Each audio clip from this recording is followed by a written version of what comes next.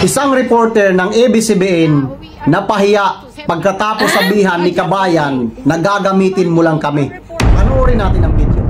Let's go. Kabayan?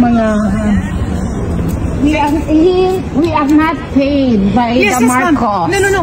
Yeah, we are here to sympathize. We are from Belgium, Germany, and Lipat ba kayo? Germany with our own money. Our reporter from ako rin, ABS-CBN, Zen Hernandez po. Zen Hernandez.